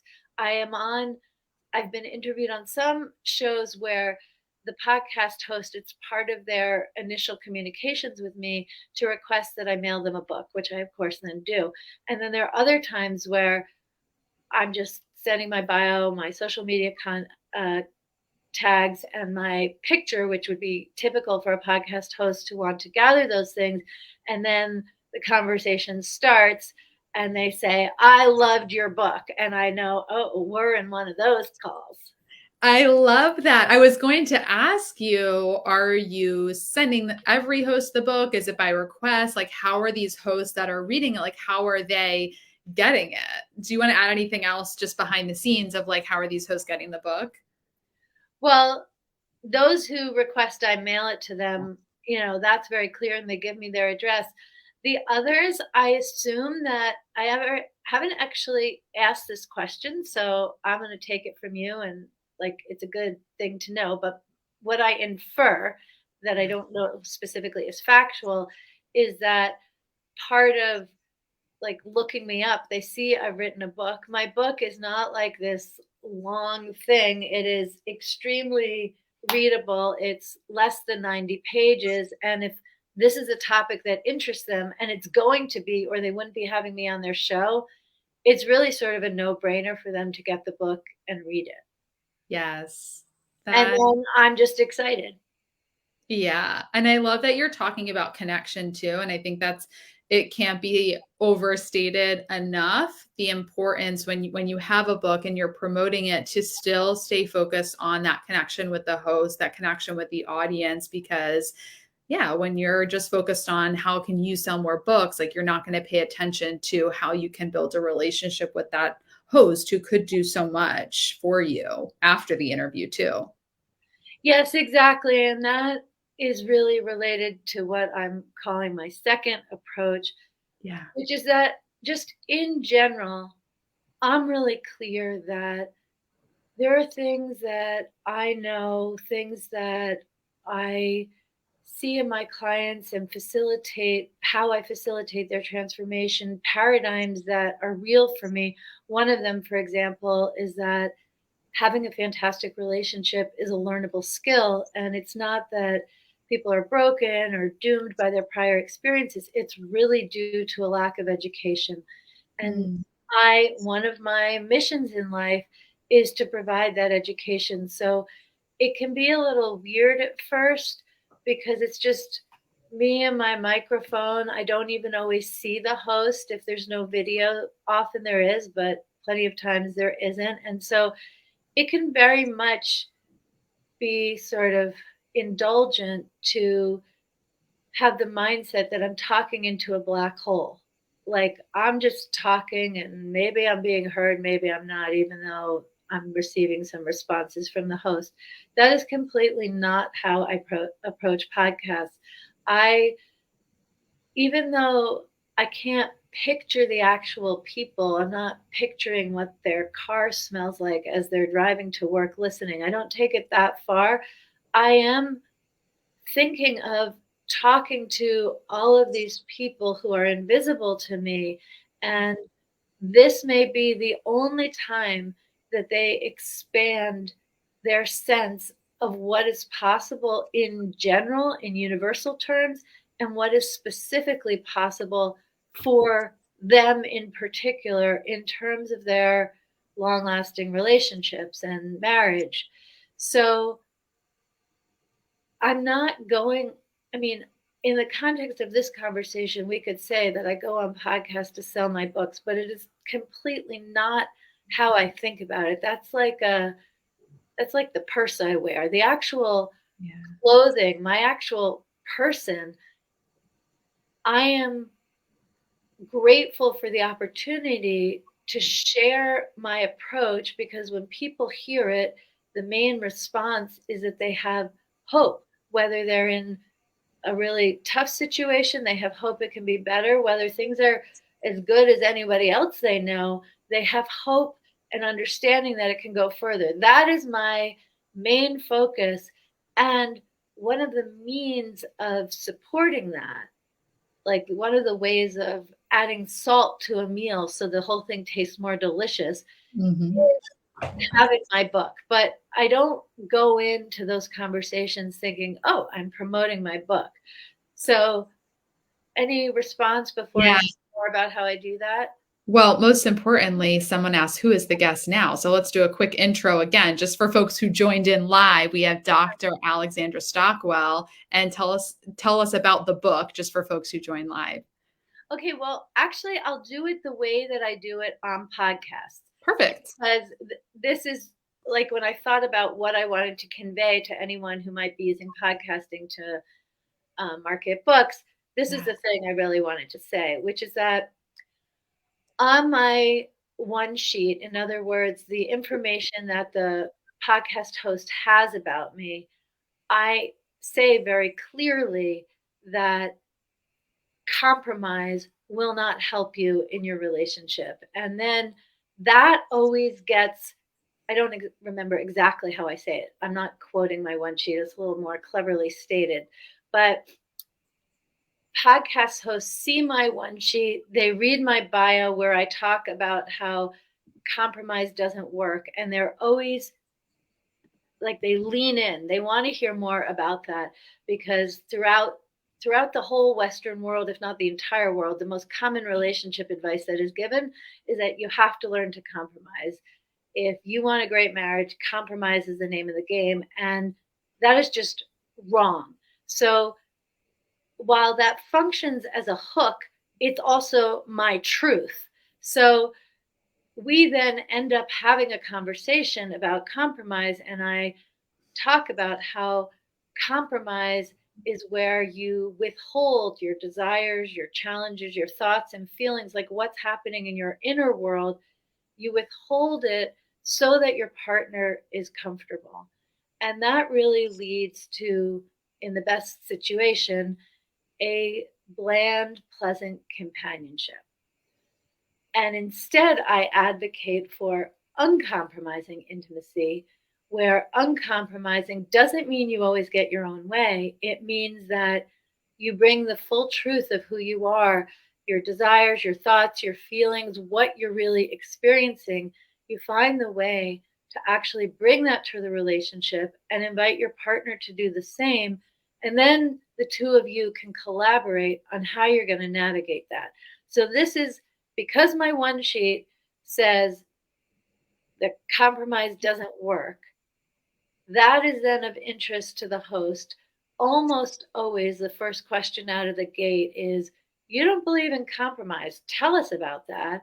I say the kinds of things I've just said and a whole lot more. And when I do that, I say, yes, I'm very passionate about this. In fact, the name of my book is Uncompromising Intimacy. And mostly I don't, but occasionally I'll hold it up. Even if there's a video, I don't always hold it up. But just within 5 to 8 minutes of most podcast interviews, because people see my one sheet, they want to talk about compromise. It blows their mind. Like, they don't always say it, but it's 100% of the time true. And they often say it, I've never heard that before. We then have that conversation. And then I say, yes. And in fact, Uncompromising Intimacy is the name of my book, where I really detail exactly how you can bring all of who you are without being overwhelming and blowing your partner out so they feel blamed and defensive, and without going back to holding back on who you are in order to make things more comfortable and pleasant. And there is nobody in a relationship who doesn't relate to having the tendency to either feel like they're too much and dominating and don't really know what their partner is experiencing, or they hold back because it's just easier to do that. And no matter how accomplished somebody is, this resonates as long as both people in the relationship are good people. Yes, I love that's so brilliant that it just, your book comes up naturally in probably most of your interviews because the title so closely, like, directly ties to the hook, a topic on your one sheet. So that's such a great tip for everyone. And I want to explain really quickly for folks who don't know, a podcast one sheet, what Alexandra's talking about. It's a one-page PDF that when you work with Interview Connections, we design it for you. It has your bio, it has your suggested interview topics, so a podcast host can get a sense of what you can talk about. And then it has suggested interview questions. So if a host isn't sure what to ask you, they can just look at your one sheet. So that's a really important tool to get you booked and to also prepare hosts to interview you in a way that you're set up to talk about your book. You're set up to talk about the topics that will educate your audience so that they know they want to work with you. So I love that you shared how it just comes up naturally because, yeah, it's the title of my book. That's why I named it. And here's why. Yes, exactly. And then we go on to have whatever conversation is relevant for that podcast host with their lived experience, what they want their audience to know. And then at the end, when they say, you know, how can people find you or where can people get your book, it just also comes up naturally in a way that it just like it's completely off brand for me for anything I'm selling to feel forced and in that sense disconnected. So it's not just that it's off brand, it's just not what I want to be doing. So Yeah. like my strategy is connection, authenticity, and having the initial topic be one that naturally is kind of a door that opens to talk about my book. And I don't really think that people experience me coming on to sell my book. I mean, I'm saying that way. I'm certain of it because it's not actually what's driving things. What's driving things is the content, the stories, the examples. And invariably, the host hears what I'm saying and says, well, how do you do that? And I would say that's another thing is that I never am interviewed, even if it's a 15-minute interview, without leaving an action step because I know that even though people can relate to what I'm talking about, people can't really picture how you go from compromise to becoming uncompromising in intimacy. Like, what does that actually mean once the idea kind of is digested? And and also because of the mission I stated earlier that I'm interested in making this available to people, there's always at least one thing, if not six, that I'm leaving people with that they can listen and the next time they see their partner, they can try it out. And I'm saying this because if they try it out and it opens something, it improves something, it creates more connection and flow and just a new energy or new conversation, that is also going to make it more likely that they want more tips from me, that they will start listening to my podcast and purchase my book. Yes, 100%. Those are such great tips too. And it's so funny. The theme of all of these is of all of our speakers here today. It's yes, we're talking about promoting your book, but in order to promote your book, you don't actually want to go into interviews saying, I'm here to promote my book, because that will actually have oftentimes the opposite effect if you only are focusing on promoting your book. So focus on connection, focus on your mission of really supporting the listeners that you ultimately really want to have an impact on with your content. Focus on your business. Adriana talked about, focusing on ultimately she wants clients. Like, spoiler alert, she has a business. Like the goal of these podcasts and this book is to get clients. So really focus on that ultimate mission. So Alexandra, are there any final tips or words of wisdom that you want to share with our viewers today? Yes. I would say, first of all, just to contrast it with coming on to promote, if I had a 90-second interview on the Today Show, then I would want to make sure that people know I've written my book and like that is the purpose of that. But a podcast, no matter what the interviewer's style, even if it's like relatively scripted and they have every question planned in advance and they just go from the first to the second to the third, etc., it's still fundamentally a conversation. And that means that anyone who is going to become a client, they can relate to being in conversation with me. And so having conversations, I think that's one of those things that people tend to think, well, either you're good at having conversations or you're not. Like, we all learn to talk, let's say, by the time we're 2 or 4 or whatever it is, you get your elevator pitch done and you know how to put together sentences that are relevant to what you do. No, no, no. Like, there is an art to conversation, and there is an art to conversation where you reveal more of who you are and can really collaborate on where the conversation is going, not just respond to what the host is asking, because the host doesn't know my work the way that I do. And so they're going to be doing their best for their audience, but they're actually glad for the times when I kind of redirect or say, actually, I love that question, but I think what would be really good to focus on is this. And then we go in another direction. So that is all part of promoting a book well. So good. So where can our viewers find you and, of course, your book? Come find me at theintimatemarriagepodcast.com. That will take you to my podcast, as well as links to my book and the possibility to download just the first chapter for free if you want to check it out before getting the whole thing or listening on Audible. So theintimatemarriagepodcast.com. Awesome. Thank you so much, Alexandra. It was so good to have you here. Thank you. Thank you. Bye. All right. We have our next speaker in the wings, Camille Martin. Thank you so much for coming. This is your second appearance on our Visibility Breakthrough live streams. I'm so excited to have you here. Thank you for having me back, Jessica. I'm excited to be here, of course. Yes. So please just start by introducing yourself to our viewers. Tell everyone a little bit about yourself, your business, and your book. Sure.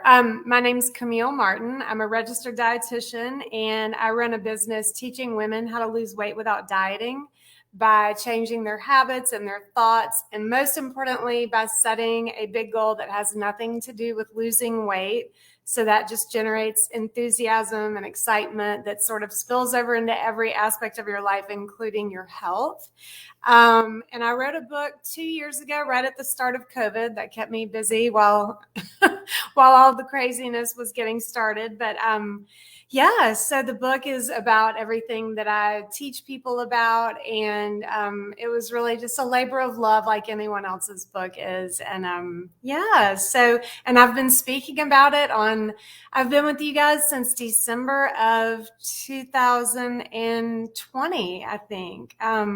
So yeah, is that a year and a half? I think I can't count. Every December date, I'm like, wait, like the end of 1 year and the start of the Right. I know. I can't remember exactly. I think it's been a little over a year and a half. And during that time, I mean, having the opportunity, not just to talk about my book, but like the thing that really is so amazing to me about being with Interview Connections is that talking about your book on a podcast is obviously it's so different from just putting up an ad on social media, because you get to talk about it, like what your motivation was, like your own personal story. And that gives people so much more of an incentive to check it out and hopefully buy it. Because when you can tell your personal story and get behind it, and they can see the person behind it and what motivated you to do it, I think that's such a powerful selling point. Yes. Yeah. I want to jump in really quickly because I just bought a book like 2 days ago because of just like feeling like I had a connection or with the author, like feeling I knew the author. And, you know, it's a little bit different than the context we're talking here, but there's a show on Netflix called Made, M-A-I-D, and it was just an incredible show. I watched that. And then I was scrolling TikTok, and the author who wrote the book that the show was based on was posting, and just seeing her face and seeing like the real life pictures that the show is based on. She writes, "If you liked the Netflix show, please buy my book." And I was like, yeah, Stephanie, I will buy your book, because I just feel like I had more, like I felt like I was personally contributing to her than just like buying a random book that's like a drop in the bucket for some big author. So I just wanted to emphasize that when listeners, like when readers feel like they know you, like they want to buy your book, not just because they want the content, but because they want to support you. And I just think that's such an important thing to point out. Yeah, definitely. And the story I always think of when talking about something like that, about knowing the person behind the brand, is Spanx. Like, I love Sarah Blakely so much, but like, I don't need 12 pair of Spanx. I don't need like constantly to buy from her, but I buy stuff from her. Her products are amazing, but like, I love her story so much that I feel like she's my friend, you know, and like, I want to support her. It's got a whole vibe behind it. So obviously my book is not Spanx, and but just having people hear why you decided to write this book, and that it's your baby, and why is that makes people so much more resonate. But I think another cool thing is that when you're on all these different kinds of podcasts, it's an opportunity to tailor your message to what they're doing. But then that gives you yet another light to shine on it and a different aspect to promote it by, which I think is really cool. So, yeah. And then they're always out there, like they're never going away. Every time I do a podcast, I can look on Amazon and I see that I'm selling books because of the podcast, even if it's just one. But you never know how many you're truly selling because these podcasts are just out there for eternity, you know? So it's just amazing. And I'm so thrilled to be with you guys, to get that opportunity to put myself out there and have people not just buy my book, but because, everyone who writes a book wants to help people. And so that's what you're doing. And when you get to have a full conversation, that's when you really feel like you're helping. Yeah. And when you write a book, and again, we're speaking to business owners and entrepreneurs, typically your book isn't like your business. It is a piece of your business. It's a way. Hint, I buy hint because I heard Carrie Colton on a podcast. This is so sad. My kids are like, can we just get the truck to pull up in front of our house? The Amazon driver literally drops off 2 cases a week. I almost said that, but I was like, we've given enough examples. And then you drank it. I was like, yeah, same. So such a great example because she was on Allie Brown's show. Kelly Roach had her on, and it's so funny. My husband hates it because we're environmental people. We don't like to use single-use plastic, but that is my kryptonite. I fill a recycling bin with hint bottles. I love him. Yeah. And are you talking about the woman that started that company? She's got a great book, by the way. So there you go. Yeah. There's another one.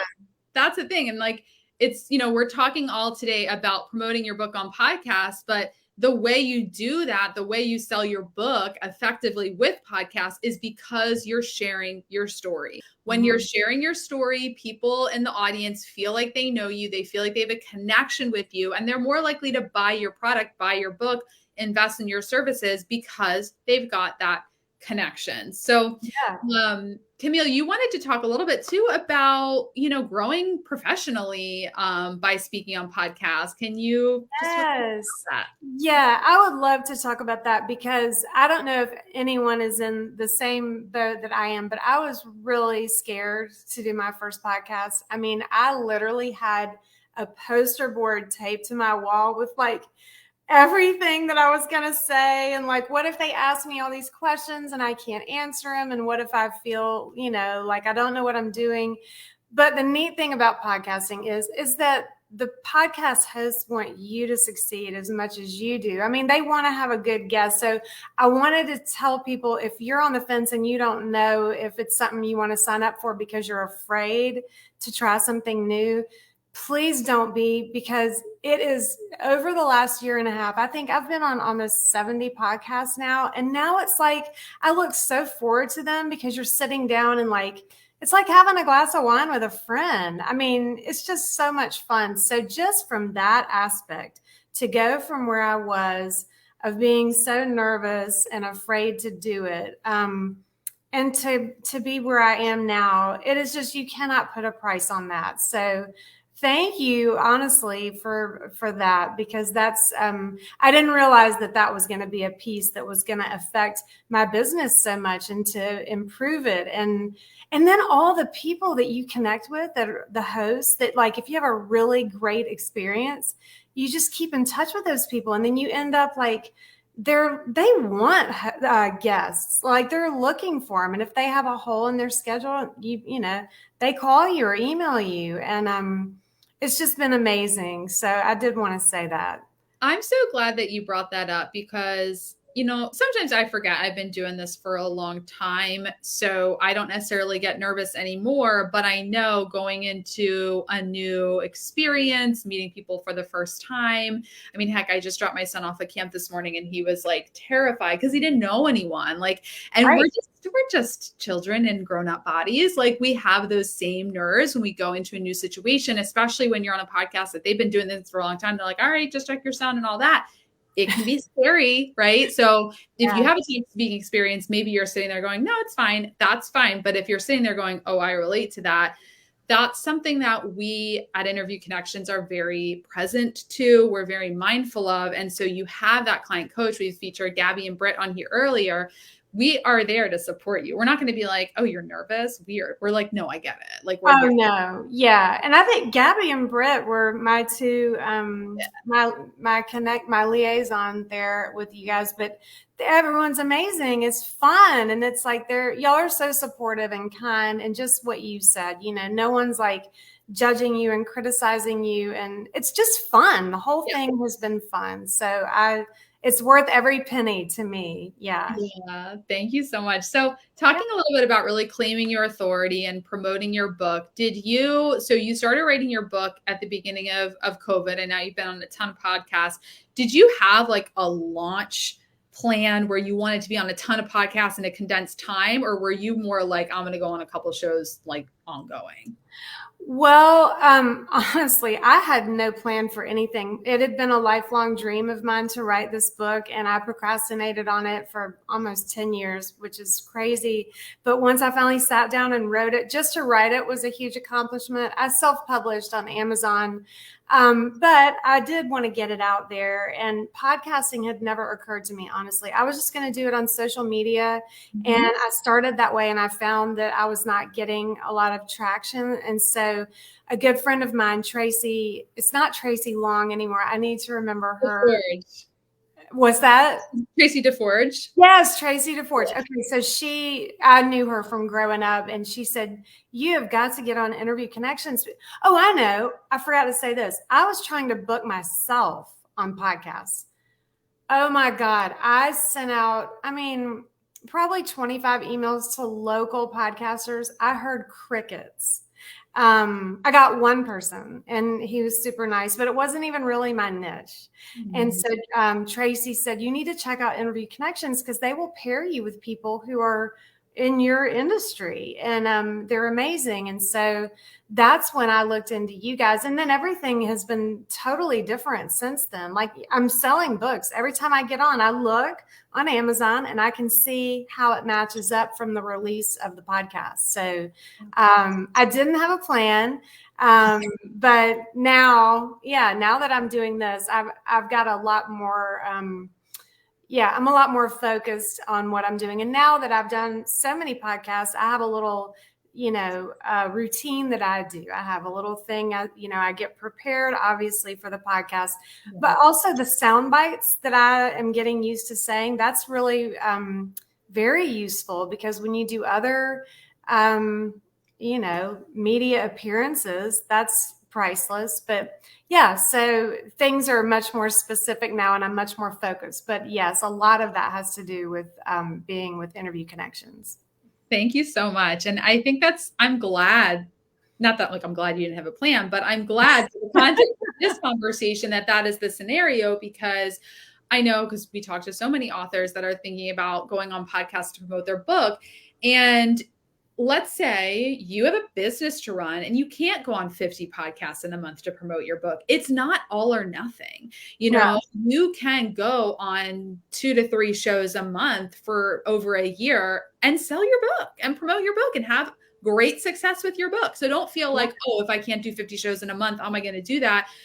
Do what you can. And if what you can is 2 shows a month or 3 shows a month, like, we can help you with that. And then you can also take the link from all of those podcasts, and months from now, you can promote those indefinitely and get people excited, like, oh, I'd love to hear about that topic. And then they go over to the interview, and then all of a sudden they hear about your book again. So it's like, what is it called? Evergreen content. It's out there forever. So it's amazing. Evergreen content. I love it. Are there any final words of wisdom, Camille, that you can share with our audience about using podcast guesting to promote your book and increase your visibility as an entrepreneur, as an author? I feel like I've said everything I can think of, but the only thing I could say additionally is that it really is worth it. Like, I'm not paying enough. You know what I mean? Like, really, it's that valuable. I would say that. And no one on Interview Connections is paying me to say this. This is how I genuinely feel. And I just couldn't recommend it any more than I could. Yeah. Thank you so much. Where can everyone find you online? My website is Camille Martin RD for registereddietitian.com. And I'm on social media, Camille Martin RD, across all of them. But if you can't remember that, just go to my website. And then my book is also on my shop page. Awesome. Thank you so much, Camille. We'll talk to you soon. Thank you, Jessica. Bye. All right, everyone. That was absolutely amazing. So much value. If you tuned in late, we've been on for the last 2 hours, and the replay will be right available as soon as we end this broadcast. But I want to invite you right now to reach out through our website, interviewconnections.com/contact, interviewconnections.com, click all over and fill out the application, the form there to get on a consultation call with our team. You heard from Matt a little bit ago. To learn more about our packages, as soon as you fill out that form, you'll receive an email, which has our deck, which shows the packages. We have a couple different levels. If you're someone that's like, listen, I can't do 50 shows in a month, but I need to be getting out there, we've got a package for that. If you're wanting to do a whole big tour, we've got a package for that. So fill out the form on our website to get in touch with us, to schedule a consultation call. We would love to work with you. When you work with Interview Connections, you're guaranteed to get introduced to podcast hosts who said, yes, I want to interview your client on our show. So you get guaranteed intros to podcast hosts. You're going to get our monthly networking calls. I lead those. I love those. Those are every single month. That's a great place where you can practice kind of that elevator pitch. If you're kind of reworking messaging, that's a great place to go and get feedback from other business owners and entrepreneurs who are actively getting interviewed on podcasts and can give you some really great insights.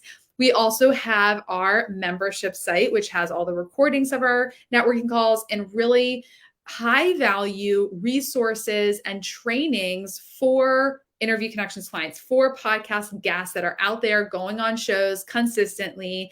So all of the tips, like there were so many tips in this, 2-hour live stream. You don't have to remember them all when you're working with us because everything will be in the membership site. And then you also have your client coach. You saw Britt and Gabby here today. You have a client coach personally dedicated to you who does monthly calls with you. Every quarter, you can submit an interview to be audited where we listen and we give you specific feedback and advice on how to improve. So whether you have been on a bunch of podcasts, you've got a book and you just want to be on more targeted shows and get help monetizing, we can help you. If you've never been on podcasts, you have a business and you've got a book that you've released or that is coming out soon and you need to get on podcasts, we can help you. So go to interviewconnections.com/contact. We'll take you right to that form where you can just fill out a couple pieces of information so we can get to know you. You can schedule a free consultation call. It's a 15-minute call. Matt most likely will be the person that you talk to. And if you saw Matt when he was on, he's been with us since I believe 2018. So he knows a thing or two about this strategy. He can talk to you about the timeline, any questions that you have about using podcast guesting to promote your book, using podcast guesting to promote your business. He'll be able to talk through that with you one-on-one. And if you mention, when you sign up, if you mention this live stream, I'll even do a 30-minute breakthrough call with you as well to personally support you in your messaging, help you create your topics and questions, and help you use podcast guesting to take your business to the next level. So thank you all so much for being here. It was a pleasure spotlighting some of our amazing clients who are incredible authors. And I hope that you got a ton of value. So comment below and let me know what your biggest takeaway was. I would love to come back and chat with you. Send me a DM if you have any questions. Most importantly, take action today. Go to interviewconnections.com/contact and schedule a consultation call. Bye.